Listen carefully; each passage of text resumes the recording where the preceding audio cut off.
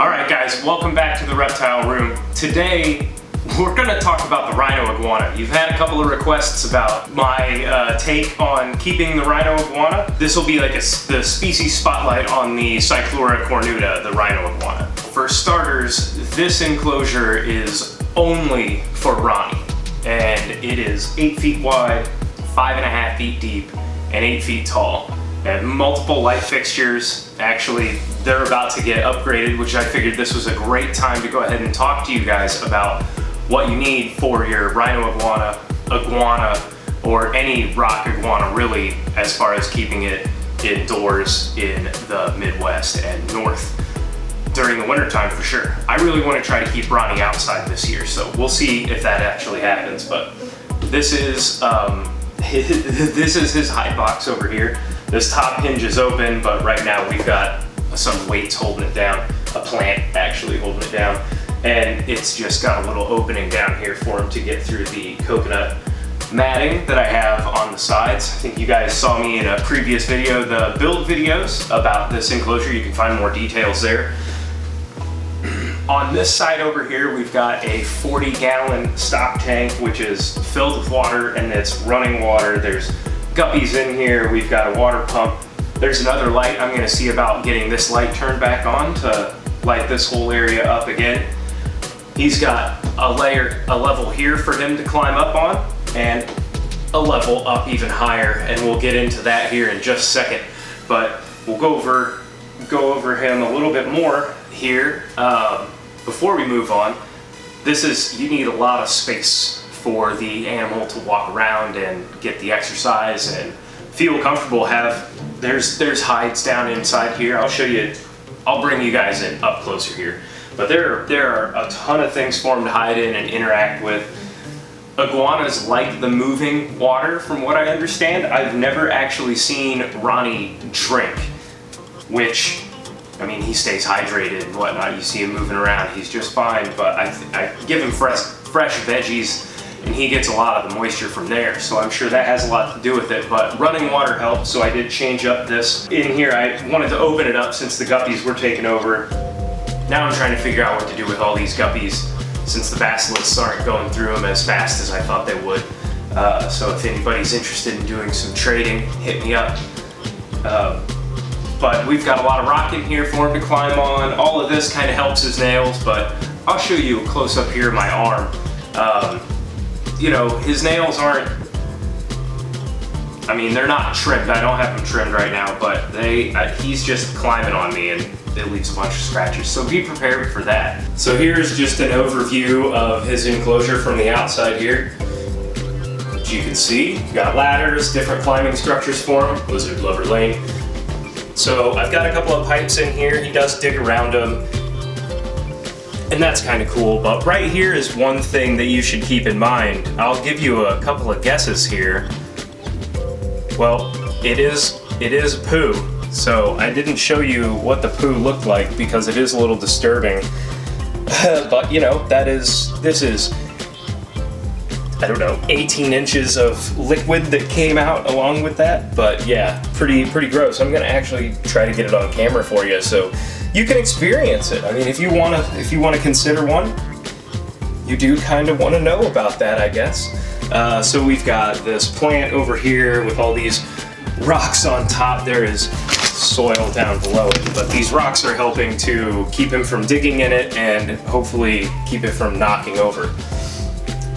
We'll stay down this way. This is his hide entrance, and you see this opens. I'm not gonna take it all apart and show it, but it's just big open. It's like a doghouse. I mean, he is gonna get it gigantic. So we've got a piece of buried driftwood back here, which isn't doing what I thought it would do anymore. Kind of want to change this enclosure. Let me know what you think. All right, everyone, let's get into some more detail into what you need and a little background of the rhinoceros iguana, the Cyclura Cornuta. So these animals are mostly found in the Caribbean, like Hispaniola, Haiti, and the Dominican Republic, and they get big. They claim up to 4 feet, if not a little bit more, I'm sure, and I've read around 20 pounds. Now, I don't know that I've actually seen one like that, so if you have, I would love to check it out. That would be super cool. That's what I'm looking forward to with Roni, actually, is having a really big lizard. So with that big lizard, right, you see we are sitting inside Roni's enclosure. So let's go ahead and get into some of the equipment, and you'll see a time lapse. I did a renovation with new lighting in here, and I think it turned out really good. We're actually hopefully saving a lot of electricity, which is super good with these high efficiency, high output T5 UVB bulbs. And we'll get into placement and whatnot and why you want that here in just a second. So I'm up here in the Midwest in Ohio, and I can't keep my Rhino outside year round like they can in the South, and Camp Kennan and whatnot, which is super cool. But we could do it outside during the summer when it's nice. So that's something that I want to look into. And as far as keeping them outdoors, you just need to have a warm spot that they can go to in the wintertime if that's where you're going to keep them full time down south. But if you want to, I don't really keep them outside. So, you know, the nice thing is you've got the natural sun, but in here you need UVB, you need a large space for them to walk around, and also a little bit terraced. When they're younger, they like to climb around. As he gets bigger, he won't necessarily want to climb around up on top of tall structures like this necessarily, unless I level out the angles that they get up here, which I'll probably do as time goes on if I don't just give them a larger space. Overall, let's talk about that space. This is 8 feet wide, 8 feet tall, and 5.5 feet deep. It's fully insulated, keep it at a nice temperature. The hotspot, which I keep on a controller, which you will need a thermostat and a hotspot, and that's something that I have set up. It's a 95-degree hotspot, and it warms up a rock. You can see the fixture in there. That's the new one hanging up in his enclosure, glowing all good. He seems pretty happy with it. You'll need a water tub, maybe not quite like what I've got going on over here with these guppies. I actually want to renovate this whole enclosure, but as you can imagine, doing an enclosure this size is an undertaking, especially if you're not doing if you're building it all out yourself as far as shelves and all of that. You could probably get some of the big, huge rock wall inserts and attach them. All right, guys, so we have Roni out and about today because I am getting some new light fixtures for his enclosure. He's really being active today and wants to cruise anyway. So if you guys could do me a favor, keep an eye on him while I go fix up the enclosure, and I'll bring you along in there too. They do need a lot of space to walk around on the ground. You know, that is something that they want. So I've given him quite a bit of square footage to walk around. And when we moved to this house and I built this reptile room, Roni was maybe 20 inches long. Now he's probably in the realm of 32 to 36 inches. He's pretty big. I'd say he's maybe 5 or 6 pounds. Yeah, so as far as food for your Rhino Iguana, it is mostly dark leafy greens, a lot of veggies, some fruits occasionally, and some insects when they're younger. They are opportunistically omnivorous in the wild. They've been observed eating small reptiles and some small snakes and lizards on those islands, and insects, so I'm not surprised. I am sure there are some dubias running around in here that he has hunted down, but as he gets bigger, he hasn't really wanted them that often. Every once in a while I get him out and I'll throw a super worm on the ground and he'll just crush it and spit it out and go meander on. So, you know, it is what it is. I don't think it's when they want them, maybe, like it said, opportunistically omnivorous, not an always thing, but mostly you want greens, dandelion greens, collard greens. You want to avoid the plants and veggies that have little to no nutritional value. Like a lot of the lettuces just are moisture, but sometimes a little bit of lettuce. I've never seen Roni drink water. actively. So I just give him a little bit of lettuce because it's higher in a moisture content. When he poos, you can tell he's pretty hydrated from all of the liquids that come out. So a little bit of lettuce every once in a while if you see him dry out a little bit, but it's not really a problem.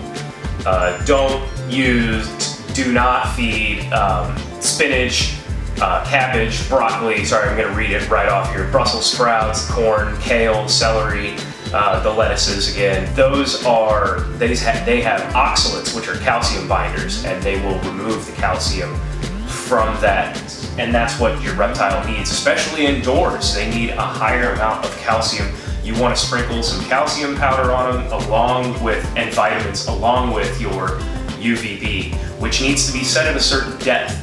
Depending on your animal and the size, you need different sorts of UVB fixtures and ways that they are aimed. What I like to offer, again, are the dark leafy greens, carrots, bell peppers. I like the rainbow chard because he likes a lot of colors, and those stalks are really good for him. Usually whatever's in season at the store. Honestly, I check a list. The Green Iguana Society has a good list of what you should and shouldn't feed your green iguana. It's a pretty good guide for your Rhino Iguana. I don't see why it would be any different, really. So if you want to follow that, I'll see if I can find the link down and put it down below. That's a good guide to have on hand for your Rhino Iguana. Just double check, but I do find that there are certain foods that make them snort more, which is when they sneeze the salt out. That's how they remove the salt. You see little spots on your glass, and that's just what happens. Sometimes you'll find foods that are higher in salt and they sneeze more. So every once in a while, maybe just don't give them that often.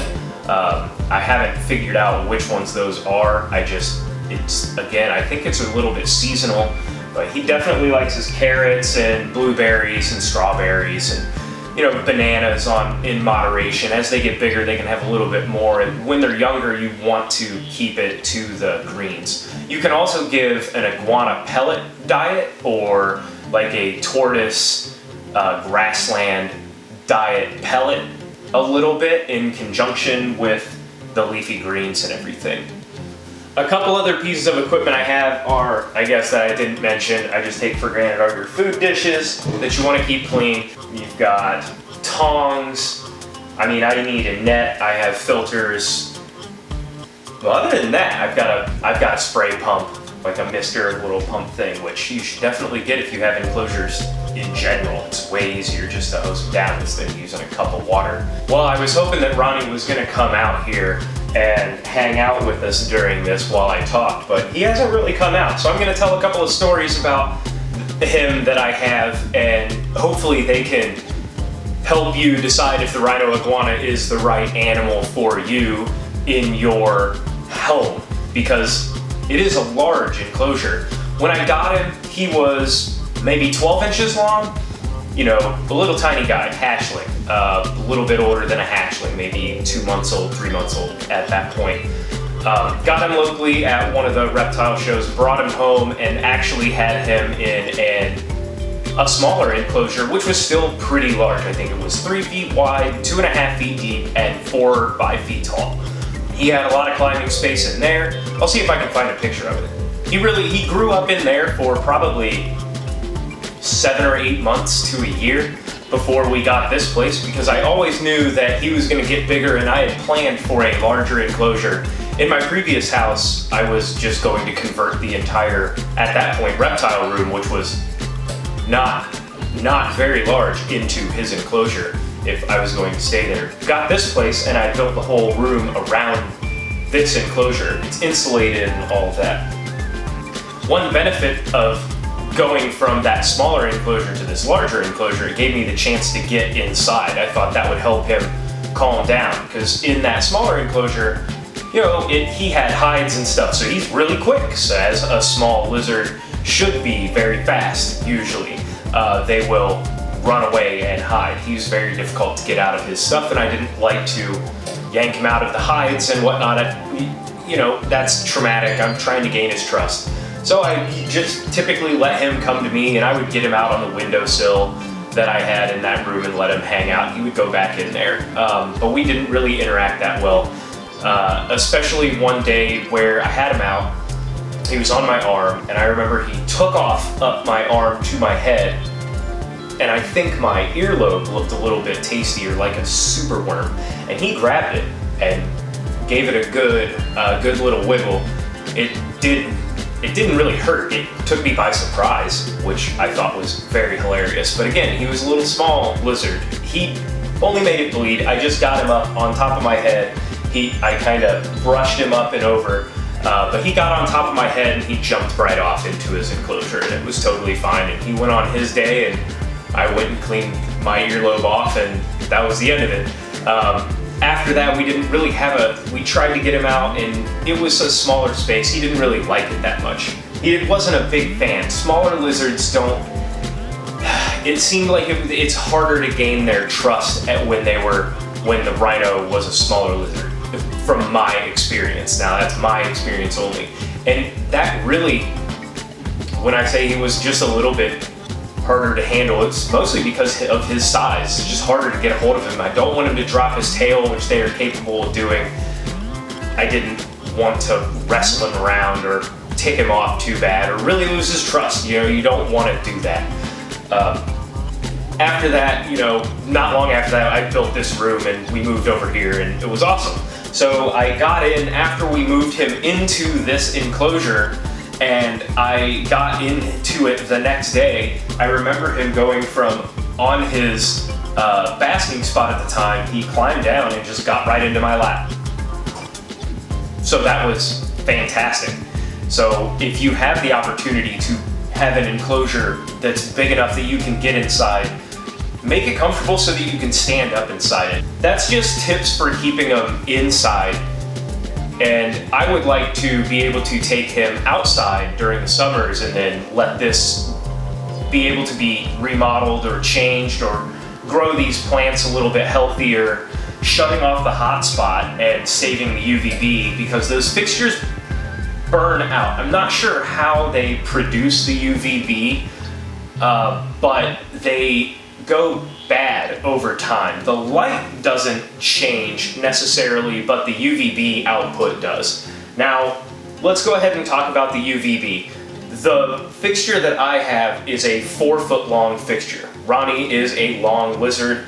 You want UVB when they're basking to be able to be spread across their entire body if they wish it. If they're on a rock in the Caribbean, I've been to Aruba, there's nothing around that's shading you, so they need that full spread. So I just went ahead and started off with a 4-foot fixture.